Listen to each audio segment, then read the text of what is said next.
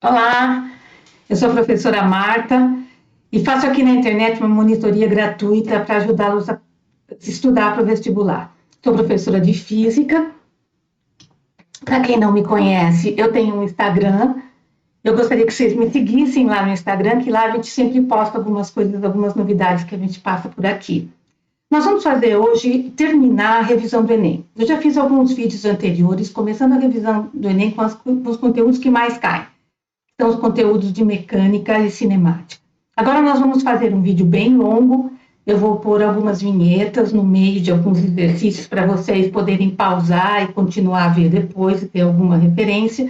E vamos resolver agora várias questões surtidas do Enem passado, envolvendo os outros conteúdos que também caem, eletricidade, que cai bastante, ondulatória, calor e vários exercícios, tá bom? Então, depois da vinheta, a gente conversa.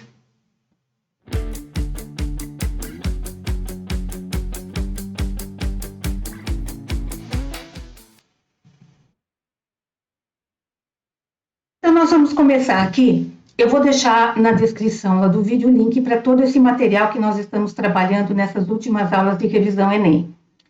Então, essa é a questão 95 da prova amarela do Enem em 2022. Então, vamos ver do que se trata. O sinal sonoro oriundo da queda de um grande bloco, de uma geleira, é detectado por dois dispositivos situados em um barco, sendo que o detector A está imerso em água e o B na proa da embarcação. Então, vejam que o desenho ajuda muito a gente a entender o que está acontecendo. Então, olha só, eu tenho o detector A, olha ele aqui, embaixo d'água. E eu tenho o detector B, que está aqui dentro do barco. Sabe-se que a velocidade do som na água é 1.540 metros por segundo e no ar 340 metros por segundo. Os gráficos indicam em tempo real o sinal sonoro detectado pelos dois dispositivos, os quais foram ligados simultaneamente, ou seja, no mesmo instante, anterior à queda do bloco. Isso aqui é muito importante, anterior à queda do bloco. Então, o detector estava ligado e não vinha som nenhum, não estava acontecendo nada. Estavam esperando o bloco cair da geleira para começar a se propagar o som. Então, nós já estamos sabendo que isso daqui é um assunto de ondulatória. Sendo um assunto de ondulatória, você vai falar, ai, Marta, não lembro nada de ondulatória, e agora? Calma. Você precisa saber um conceito que ajuda muito a resolver esses problemas em se tratando de ondas eletromagnéticas, como luz, ou de ondas mecânicas, como som, que é o fato de que essas ondas periódicas, elas executam um movimento retilíneo uniforme. E movimento retilíneo uniforme você sabe, né? Você sabe que movimento retilíneo uniforme é velocidade e distância sobre o tempo. Isso daqui você já sabe muito bem. Então, se você não lembrar as questões de ondulatória, os cálculos da equação fundamental, alguma coisa desse tipo, tenta tirar o exercício por aí, né? Sempre mobiliza conhecimentos que você já sabe que pode te ajudar a resolver a questão. Então, vamos ver o que ele quer saber. É possível obter as informações sobre a onda sonora. Olha lá. Então, eu tenho aqui as informações da onda sonora. Veja bem, a onda sonora, ela sai daqui e se propaga uma parte no ar, uma parte na água. Quem é mais rápido? A velocidade do som na água é maior. Velocidade na água. Então, ela chega mais rápido no detector A do que ela chegaria no detector B, porque a velocidade do som no ar é menor do que a velocidade do som na água. Então, olha só, eu tenho aqui que interpretar esses gráficos e entender bem o que está acontecendo. Quando a onda começa a chegar aqui, ó, no detector A, que é na água, ainda não chegou nada, olha, 208 por aqui, ó. Ainda não chegou nada no detector B, que é o detector que está no ar. Então, vamos ver qual é a diferença de tempo entre a onda que chega no detector A e a onda que chega no detector B. Então, como é difícil de a gente perceber num gráfico assim pequeno, pegue um ponto que esteja bem na divisão do gráfico, que é o mais fácil de observar. Ó, eu vou pegar esse ponto aqui, ó. 220 segundos, chegou este pico, este vale no detector A, certo? Deixa eu tirar isso daqui, senão a gente não vai saber que detector é esse.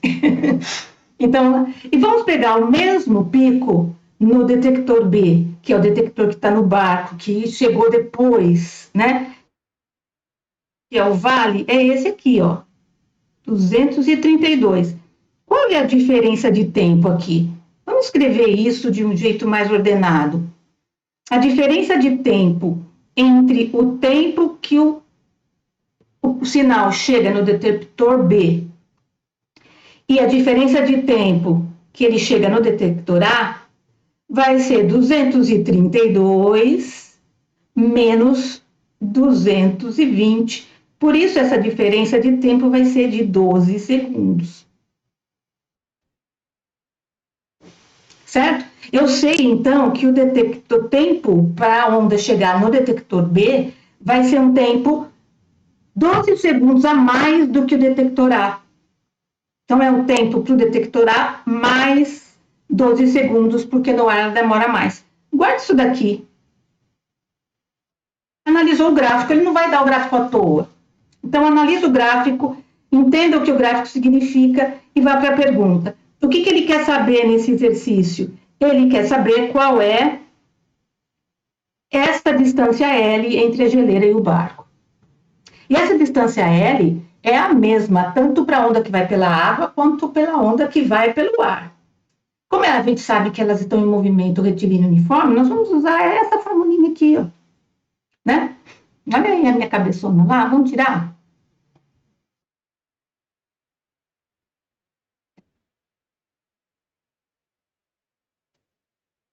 Aqui, por aqui no cantinho, vai estar para ver melhor. Ó.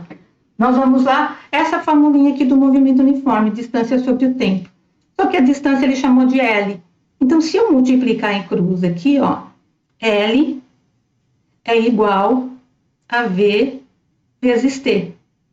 Para a água, para a velocidade no detector A e o tempo no detector A, mas ele também é V vezes T para a velocidade no B e o tempo no detector B. Como a L é igual para os dois, eu vou igualar, tá? Então, eu sei que VA vezes TA vai ser igual a VB vezes TB. Vamos fazer continha agora, porque ele deu todos os valores. Quanto que é VA? É a velocidade do som na água. 1.540 vezes T. Vou chamar de T. Tá? É igual. Quanto que é o VB? VB é a velocidade do som no ar. 340 vezes o tempo que ela demora para percorrer essa distância no ar. Mas eu sei que o TB é o TA mais 12, então é T mais 12. Lembrando que esse aqui é o TA, esse aqui é o TA, tá? E aí não esquece de pôr o parênteses. Agora é só fazer continha, né? Você sabendo qual é o tempo para o detector A, você calcula a distância pela formulinha do movimento retilíneo uniforme. Então, fazendo essa continha aqui, você vai ter que você vai ver que o TA dá 3,4 segundos. Tá? Depois você faz essa continha com calma. Não se esqueçam de fazer a distributiva aqui. Portanto, o TB vai ser o TA mais 12, 15,4 segundos. Certo? E agora você tem os dois tempos. Você vai escolher em quais circunstâncias você quer calcular essa distância. Eu prefiro calcular com a menor velocidade, que eu vou fazer uma continha um pouco menor, né? Um pouco mais fácil de fazer. Então, vamos lá. Vamos pegar VA é a distância DA sobre o tempo TA, né? A gente sabe que L, então, vai ser igual a VA, que é... Ah, não, vamos pegar VB, melhor VB. Isso. A gente fala VA, pensa em água, né? Então, não, vamos pegar VB. TB, e essa distância aqui, a gente sabe que é L. Vamos por L já, então. Isso. Então, L é igual a VB, que é a velocidade detectada no ar, que é 340, vezes o tempo TB, que é o tempo no ar, que é 15,4 segundos. Tá? E aí eu vou ter, fazendo essa continha aí aqui, que eu já fiz, 5.236 metros, aproximadamente, que ele quer saber. Tá? E aí vamos escolher uma resposta. 5.236, eu vou ter aqui a alternativa D, que é aproximadamente. Olha, não esqueçam, é a mais próxima. O Enem gosta muito disso. Tá bom? Então, vamos para o próximo exercício. Espero que vocês tenham entendido bem. Tá? Eu vou colocar uma vinheta entre cada exercício para vocês depois assistirem o vídeo no momento que vocês quiserem e pausarem no momento que vocês quiserem.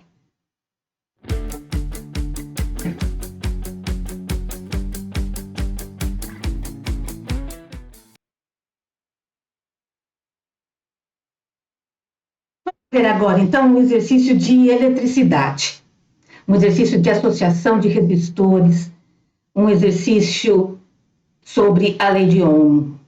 Então, vamos ver aqui o que ele nos diz. Uma lanterna funciona com 3 pilhas de resistência interna igual a meio ohms cada. Vamos lá, 3 pilhas de resistência interna, então elas não são ideais. Ligadas em série. Quando posicionadas corretamente, devem acender a lâmpada incandescente de especificações, olha só que interessante, 4,5 watts e 4,5 volts. Isso a gente chama de valores nominais da lâmpada. Potência 4,5 watts é a intensidade com que ela brilha, caso ela tenha sido ligada numa DDP de 4,5 volts. Cada pilha na posição correta gera uma força eletromotriz de 1,5 volt. Uma pessoa, ao trocar as pilhas da lanterna, comete o equívoco de inverter a posição de uma das pilhas. Considere que as pilhas mantêm contato independente da posição. Com esse equívoco, qual é a intensidade da corrente que passa pela lâmpada ao se ligar a lanterna? Então, vamos fazer o esquema. Não entrem em um exercício de eletricidade sem fazer o desenho, para vocês poderem visualizar e saber como vocês vão utilizar a lei de Ohm. Que normalmente é a lei de Ohm que vocês vão usar. A lei de Ohm e potência são as duas equações que a gente precisa memorizar para isso, certo? Então, deixa eu pôr um pouco mais para cá, para ficar mais visível para vocês. Então, vamos fazer o desenho. Eu tenho aqui 3 pilhas ligadas em série, positivo, negativo, resistência interna, positivo, negativo, resistência interna, positivo, negativo, resistência interna. Tá? E elas têm força eletromotriz, todas iguais, a 1,5 volt e a resistência interna igual a meio volt. E ela vai ser ligada a uma lâmpada.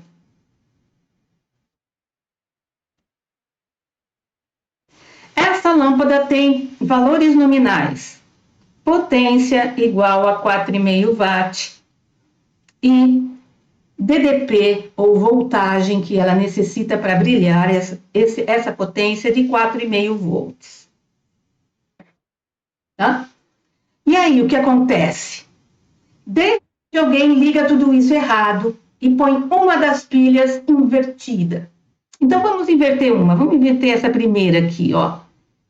essa pilha aqui vai ficar invertida, ou seja, ela vai ficar com negativo para esse lado, ou positivo para esse lado, e a resistência interna dela continua, não tem problema o lugar em que a gente põe a resistência interna. O que vai acontecer? Essa agora não é mais uma pilha, não é mais um gerador, ele vai funcionar agora como um receptor.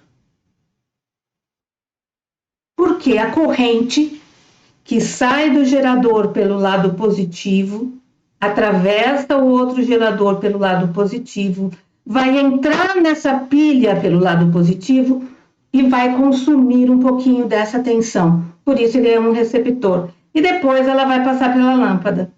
Mas como está tudo em série, essa corrente é igual para todos. E para isso, eu vou aplicar a lei de Ohm para saber qual é essa corrente. Qual que é a lei de Ohm? U igual a R vezes I. Tá? Tirando aqui, isolando o I, eu sei que U dividido por R vai me dar o I. Mas que U? Como esse circuito está todo em série, eu posso somar todos os U's. Ou seja, eu vou fazer uma somatória de todos os volts dividido pela somatória de todos os ohms que você encontrar nesse circuito, já que é um circuito de malha única. Esse truquezinho, essa lei de Fourier, é uma das coisas que ajudam muito a gente resolver exercícios de malha única. A gente só precisa tomar cuidado com o sinal desses volts que a gente vai colocar. Uma voltagem do receptor, que a gente chama de força contra-eletromotriz, ela funciona como negativa, tá? Porque ela está ao contrário. Então, vamos fazer isso. E vai ser a somatória de todos os volts. Dessa pilha. Vamos lá. 1,5 dessa pilha, mais 1,5 da outra pilha, menos 1,5 do gerador. Então, somei 1,5 com 1,5, menos, é uma somatória com número negativo, dividido pela somatória de todos os ohms.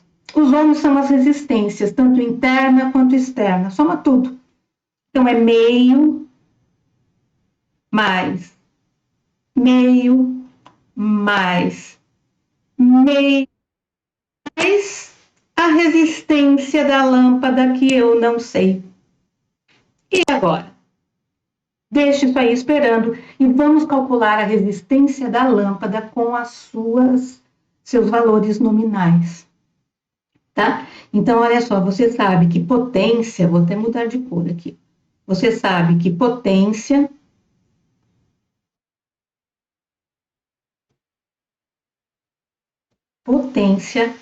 é U vezes I. Nós já utilizamos essa potência num chuveiro, num exercício da aula passada. Mas, como eu não sei qual é a corrente, no lugar de corrente eu vou pôr U sobre R. Então, eu sei que potência vai ser U vezes U sobre R. Tudo da lâmpada, potência da lâmpada, U da lâmpada, U da lâmpada, R da lâmpada, que é a mesma coisa que U quadrado sobre R. Tá? Não precisa ficar decorando muita fórmula, a gente rapidinho, a gente vai montando na hora, usando aquelas que a gente já sabe, que são as mais usadas. Então, vamos substituir. Eu sei que a potência é 4,5 watts, a tensão é 4,5 ao quadrado, eu vou pôr 4,5 vezes 4,5 para ficar mais fácil, dividido por R. E daqui eu tiro o valor de R, que vai ser 4,5 ohms. Pronto. Para que eu queria o valor desse R? Para colocar aqui. Voltamos no lugar onde a gente estava para calcular a corrente. Tá bem? Então, agora é só fazer essa continha toda aí. I igual 1,5, corta com esse 1,5, 1,5. Embaixo, meio mais meio, 1,5, mais a resistência da lâmpada, e a resistência da lâmpada é 4,5. Então, eu tenho que ir, agora vai ser 1,5 dividido por 6. Nossa, que conta chata de fazer. Antes de fazer a conta, vai lá nas alternativas. Você sabe que isso daqui vai dar 0 alguma coisa, né? Então, ó, você já elimina as maiores que 1. E vai dar bem pouquinho, né? Vamos fazer essa continha aqui. Isso daqui vai dar I igual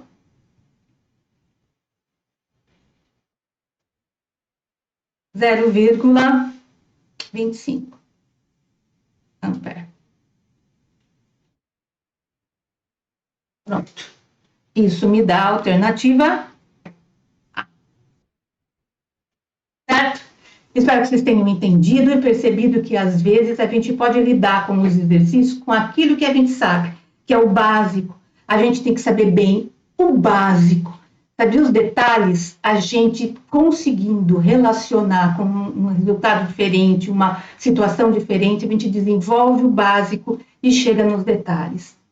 É lógico que existem detalhes que são muito específicos, muito importantes, e vai cair, às vezes você não vai conseguir lidar com aquilo muito de forma tão aprofundada e detalhada, mas aí vai ser uma questão.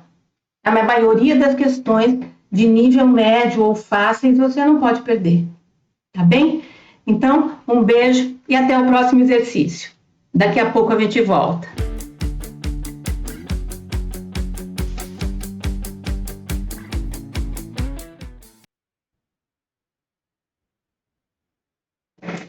Então, vamos fazer agora um exercício de mecânica, um exercício de dinâmica, aplicação de forças. O Enem gosta muito dessas questões teóricas de aplicação de força.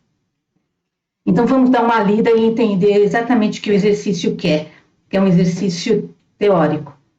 Tribologia é o estudo da interação entre duas superfícies em contato, como desgaste e atrito, sendo de extrema importância na avaliação de diferentes produtos e de bens de consumo em geral. Para testar a conformidade de uma muleta, realiza-se um ensaio tribológico pressionando-a verticalmente contra o piso com uma força F. Olha aqui a força F. Ela é pressionada verticalmente quanto contra o piso e ele deu aqui o centro de massa da bengala. Realiza-se um ensaio tribológico, conforme ilustra a imagem, em que CM representa o centro de massa da muleta. Mantendo-se a força F paralela à muleta, ou seja, passando pela linha que passa pela muleta, ó, a força F vai estar sempre nessa direção. A força F não vai mudar. Varia-se lentamente o ângulo entre a muleta e a vertical, até o máximo ângulo imediatamente anterior ao seu escorregamento, denominado ângulo crítico. Esse ângulo também pode ser calculado a partir da identificação dos pontos de aplicação, da direção e do sentido das forças, peso, normal e atrito estático, ou seja, a bengala não vai escorregar. Então, você está apoiando uma bengala assim, e você vai inclinando, inclinando, inclinando, até o ponto em que ela está prestes a escorregar, mas ela ainda não escorregou. E se ela ainda não escorregou, ela está parada. O atrito que está sendo exercido na base da bengala, pelo chão, é um atrito estático, tá? O esquema que representa corretamente todas as forças que atuam sobre a muleta quando ela atinge o ângulo limite ou ângulo crítico é...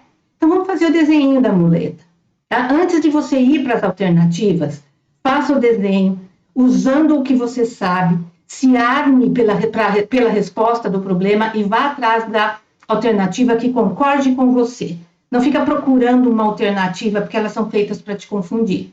Então, se você age como se esse exercício fosse um exercício dissertativo, faz o esboço rápido da bengala, e já vai atrás de uma resposta que concorde com o seu esquema, é muito mais rápido, você perde muito mais tempo pensando e mobilizando seus conhecimentos do que negando várias alternativas, tá? Então vamos lá, vamos fazer o desenho da muleta, né, ou da bengala.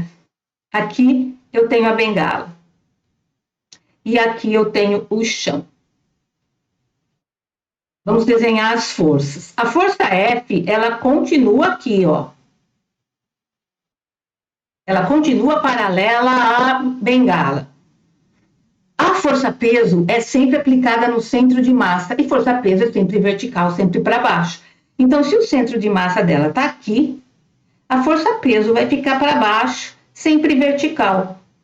E aí a gente tem que pensar na força de atrito. A força de atrito é uma força que o chão aplica na bengala para impedir o escorregamento. Qual é a tendência de escorregamento desta bengala? Ela tende a escorregar quando você faz uma força nessa posição, a tendência dela é escorregar para cá. A tendência dela é escorregar para a esquerda. Então, a força de atrito vai impedir uma força de atrito estático no sentido contrário do escorregamento. Tá? E agora faltou qual força? A força normal. Força normal só existe onde tem apoio. Aonde a bengala está sendo apoiada? No chão? Então é lá que vai ficar a força normal. E a força normal é sempre perpendicular ao apoio. Se a bengala está apoiada no chão horizontal, a força normal vai ser vertical e para cima. Então eu vou ter aqui, no ponto de apoio, uma força normal. Pronto, eu tenho aqui a força F, peso, força de atrito estático e normal. Vamos achar uma alternativa que combine com o que a gente quer? Olha aqui, já deu aqui a força F aqui errada. Não quero. Olha essa daqui. E é normal no centro de massa junto com o peso? Não, normal é sempre no local do apoio. Lembra-te disso. Normal é uma força que tem um nome muito comprido e a gente usa o apelido dela, que é normal. Mas se você lembrar o nome bem comprido dela, o nome completo, como a gente lembra o nome da gente, você vai ver que a força normal, ela se chama reação normal do apoio. Reação normal do apoio. E o que é normal? O que não é normal? De perto ninguém é normal. O que é normal para física ou para matemática? Essa palavra tem um outro significado do que da nossa vida diária. Normal para nosso contexto significa perpendicular. Uma reta normal à curva é uma reta perpendicular à curva. Uma reta normal à parede é uma reta perpendicular à parede. Uma reta normal ao chão é uma reta perpendicular ao chão. Pronto, o próprio nome diz que ela tem que ser perpendicular ao apoio, certo? Então, essa daqui já não vale, vamos ver a outra. A força F, a força peso puseram aqui no apoio, então não. Aqui, olha aqui o atrito indo na direção do escorregamento, também essa daqui não vai dar. Então, eu tenho aqui a última alternativa, a alternativa E.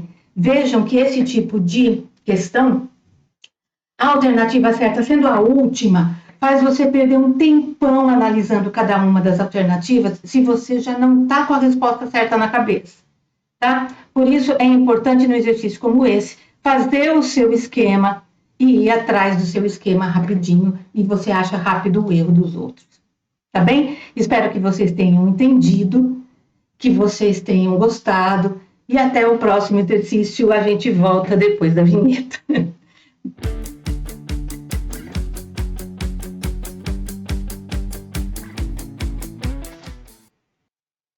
Então, vamos lá para o próximo exercício. O próximo exercício é bem interessante, exercício de mecânica envolvendo dois conteúdos, e é uma coisa que os vestibulares gostam muito. E uma coisa a gente precisa lembrar, exercícios que envolvem dois conteúdos, você tem que separar em duas partes. Resolve de um jeito, usando uma abordagem, e depois Continua resolvendo usando outra abordagem, você tem que dividir em partes mesmo, tá? Então vamos ler. Ó. Um pai faz o balanço utilizando dois segmentos paralelos e iguais da mesma corda para fixar uma tábua ou uma barra horizontal. Então, olha só, fiz aqui o desenho, tem uma barra horizontal, as duas cordas, fixou a tábua. Por segurança, opta por um tipo de corda cuja tensão de ruptura seja 25% superior à tensão máxima calculada nas seguintes condições. Então, ó, 25% superior à tensão máxima é a tensão de ruptura, ou seja, o momento em que ela rompe com uma tração. Tensão e tração aqui vão ter o mesmo significado. Então, olha só, o ângulo máximo atingido pelo balanço em relação à vertical é igual a 90 graus. Ou seja, o balanço balança e o ângulo máximo, ou seja, a altura máxima que ele atinge, forma 90 graus com a vertical, tá? É esse ângulo aqui que eu marquei para vocês. Então, nesse ponto aqui, ó, o balanço atinge sua altura máxima, portanto, nesse ponto, o balanço está com velocidade zero e depois ele começa a voltar. Os filhos utilizarão o balanço até que tenham uma massa de 24 quilos. Então, vai sentar um de cada vez. Então, a máxima massa que será aplicada a esse conjunto, a esse balanço, vamos marcar aqui, vai ser 24 quilos.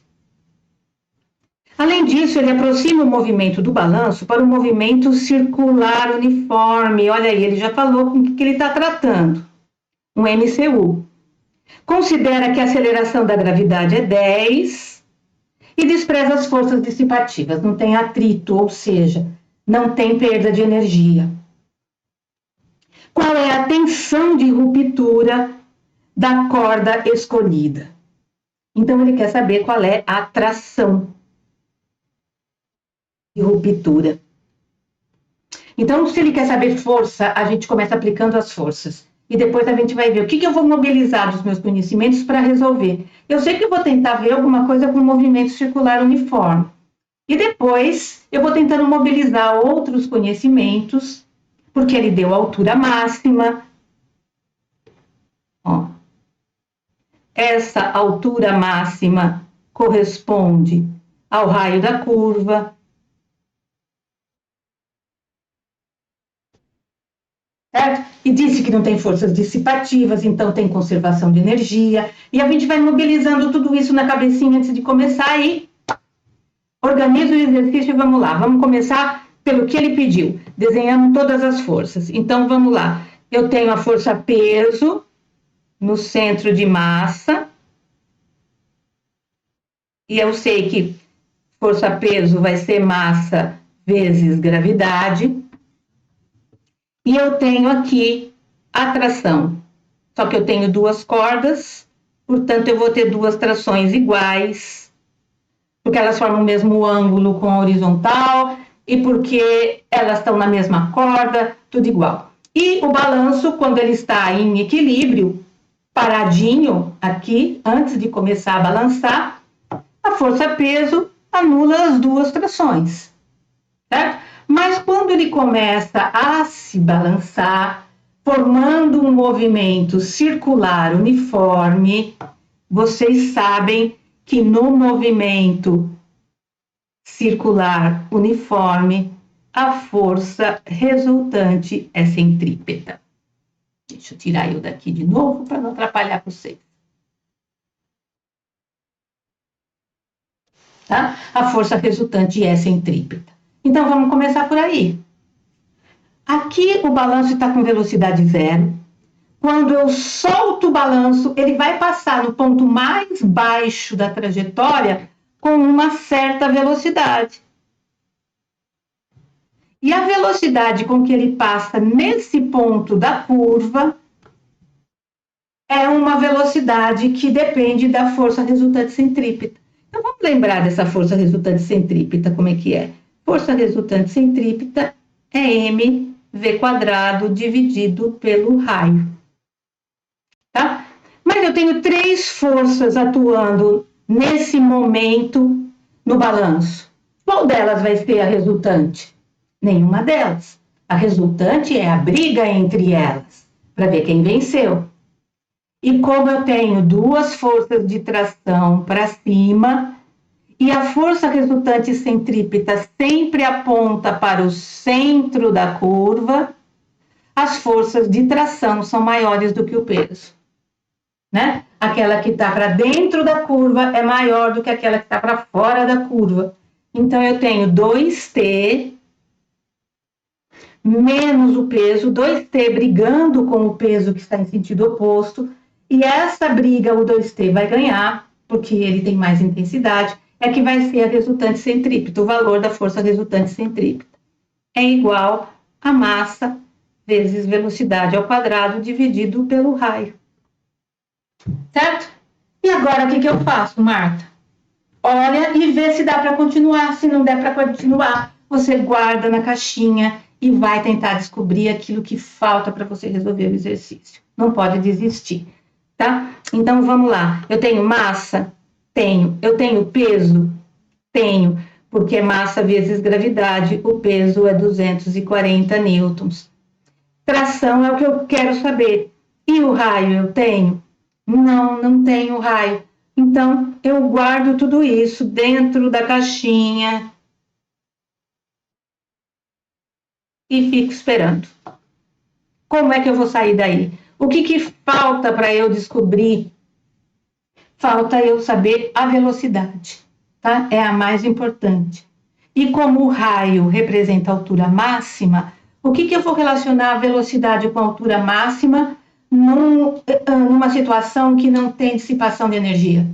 Conservação de energia mecânica, né? Então, agora a gente vai para a conservação de energia mecânica nessa situação. Então, energia mecânica final vai ser igual à energia mecânica inicial. Como nós trabalhamos com conservação de energia naqueles exercícios de física no esporte que nós publicamos aqui no canal, na física das barras paralelas, né? Você vê que esses conteúdos, eles se aplicam em muitas situações. Então, voltamos lá no desenho. Nesse ponto aqui, que eu vou chamar de final, e o meu nível de referência vai ser aqui, o ponto mais baixo dessa trajetória do balanço, ele tem apenas energia cinética, energia do movimento. E no início, lá no ponto mais alto da trajetória, ele tem apenas energia potencial. Então, no final, eu tenho apenas mv² dividido por 2, que é energia, e mgh, que é a altura máxima. Certo? Mas eu sei que a altura máxima é o raio. Então, eu já vou pôr o raio aqui. mg, raio. Tá? A massa eu posso cortar. E eu sei que v², então, passo 2 para lá, dividindo, vai ser 2gr. Eu nem vou tirar a raiz quadrada, porque eu não estou precisando justamente do v². E ó, já apareceu um r aqui para me ajudar, tá? Então, esse valor do v, eu vou colocar lá na caixinha que estava me esperando até agora. Tá bom? Então, vamos continuar aqui. 2t menos o peso é igual a massa, v² é 2gr, tudo ao quadrado, dividido por r. Agora é só fazer continha, tá? Então, vamos lá. 2t menos 240. Não posso pôr mg aqui e depois cortar com a massa, tá? Eu só posso cortar a massa quando eles são iguais, um de cada lado, aqui é igual. Mas eu só tenho multiplicações e divisões, e aqui eu tenho uma subtração, então não posso. Certo? Então, a massa aqui é 24. Vamos tirar esse parênteses. 2² 4. 10², que é a gravidade. r² dividido por r. Certo? Opa! Não vou pôr ao quadrado de novo. Olha lá, Marta, já tá ao quadrado. Nossa, que horror! Isso acontece, hein, gente? O importante é a gente descobrir. Não tem mais ao quadrado aqui. Opa, aqui ótimo. Já estava vendo que fala assim, como? Está sobrando um R? Não era para sobrar R. Então, mv² é 2GR, não fiquem aflitos. Aposto que quem está vendo o vídeo ficou aflito para ver se eu ia levar isso aí até o fim, né? Mas deu certo. Então, eu tenho 24, esse R eu corto com esse R. Então, eu já nem preciso disso aqui.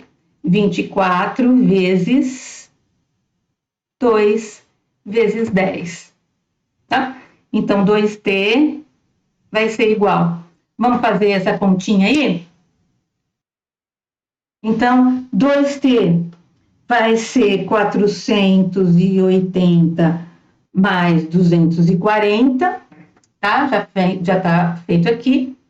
E aí eu vou chegar à conclusão que o T é 360 newtons. Esse é o T a que estará sujeita a corda do balanço nessas condições. Mas o pai quer mais segurança. Ele quer comprar uma corda que tenha uma tensão que é 25% superior, ó.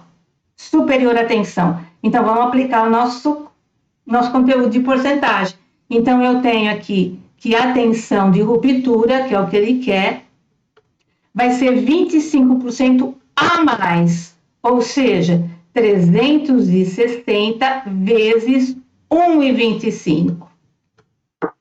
Né? Vezes 1 é o próprio 365, é o próprio 360, e 0,25 é o 25% a mais. Então, 1 vezes 1,25. Isso vai me dar uma tensão de ruptura igual a 450 newtons.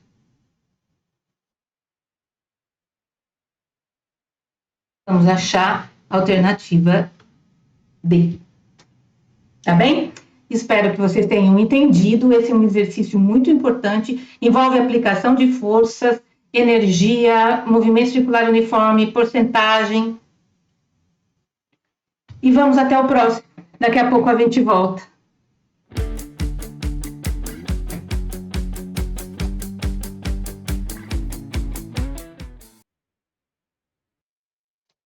Aqui, então, a última questão que nós vamos ver, que é eletromagnetismo, que normalmente cai de forma teórica também no Enem. Né? E com isso nós fizemos uma revisão total com todos os vídeos que nós pusemos no canal. Então vamos ler esse.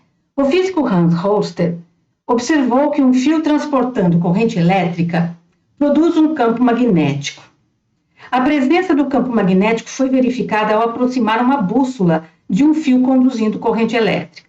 A figura ilustra um fio percorrido por uma corrente elétrica I, constante e com sentido para cima. Olha a corrente elétrica aqui, ó. Ele deu aqui. Os pontos A, B e C, estão num plano transversal e equidistante do fio, em que cada ponto foi colocada uma bússola. Considerando apenas o campo magnético por causa da corrente I, as respectivas configurações das bússolas nos pontos A, B e C serão, então, considerando apenas o campo magnético criado pela corrente, esquecendo o campo magnético terrestre ou qualquer outra influência que exista aí. Então, nós temos aí a regra da mão direita. Vocês se lembram? Então, eu tenho uma corrente num fio condutor. Esta corrente, ela tem sentido para cima e ela vai criar em torno deste fio condutor um campo magnético. E as linhas de campo magnético são circulares, como se fossem anéis. Então, olha só. Vamos ver assim, vai dar para vocês verem melhor. Acho que aqui está dando para vocês verem, né? Vocês têm aqui um fio retilíneo percorrido por uma corrente em sentido para cima. Ao redor desse fio, cria-se um campo magnético formado por anéis. E todos os pontos desse anel têm a mesma distância do fio, ou seja, é uma circunferência aqui, em que o fio representa o centro dessa circunferência. Então, existem anéis aqui em todo o comprimento do fio. Mas vamos pegar um anel imaginário só. Um anel aqui, em torno desse fio, ele vai circular um campo magnético. Linhas de campo magnético são sempre circulares, tá certo? E para eu saber o sentido em que ele circula, eu uso a regra da mão direita. Então, regrinha da mão direita, olha só. O meu dedão vai representar o fio reto, porque meu dedão é reto. Os meus dedos em curva vão representar o campo magnético, porque é ele que faz uma curva. Então, associando aqui, se eu faço este movimento com o meu pulso, mantenha sempre o dedão reto, tá? Mantenha sempre o dedão reto e os dedos fazendo curva e movimentem apenas o pulso. Você vai perceber o sentido que roda esse campo magnético. Se você deitar e colocar no papel, você vai ver que ele entra no papel aonde está batendo seus dedos e sai do papel aonde seus dedos estão voltando. Entenderam? Então, vamos fazer esse desenho aí, tá? Vamos lá. Voltando ao nosso desenho, então.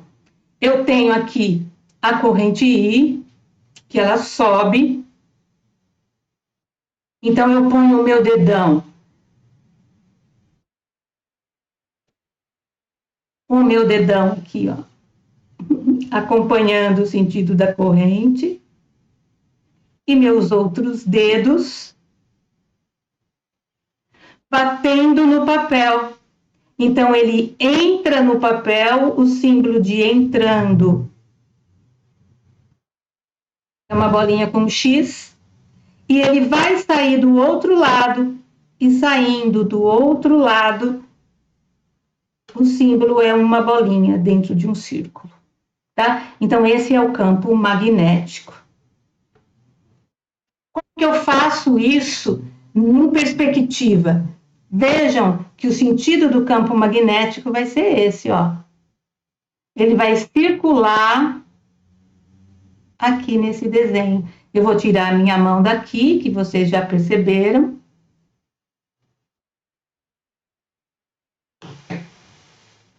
E esse campo magnético vai percorrer esse círculo neste sentido, ó.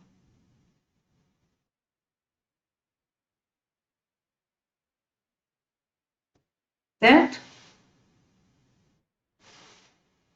Neste sentido. E uma bússola, ela se alinha com o campo magnético. Essa parte norte aqui, ó, da bússola, acompanha o sentido do campo magnético. Então, essa parte norte acompanha o sentido do campo magnético, tá? E ela fica alinhada. Apareceu aqui uma atualização. E ela fica alinhada com a linha de campo, tá? Então, eu vou ter aqui, desenhando o norte como vermelhinho, eu vou ter aqui no ponto A, o norte para cá, no ponto B, o norte para cá, e no ponto C, o norte para cá, ó.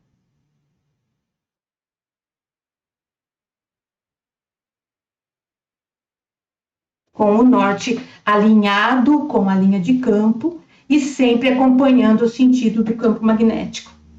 Certo? Vamos escolher uma alternativa? De novo, não fiquem olhando as alternativas. Façam primeiro o seu desenho e depois vocês vão atrás das alternativas. Ó, aqui já não deu certo. Aqui... Olha lá, aqui deu certinho, já achamos a alternativa D. Certo? Vamos ver as outras, ó. Aqui já não deu certo, porque não está alinhado. Aqui está no sentido contrário. Também não dá. Aqui também, umas estão alinhadas, outras não estão alinhadas. Pronto, já pegamos logo essa de cara, alternativa D.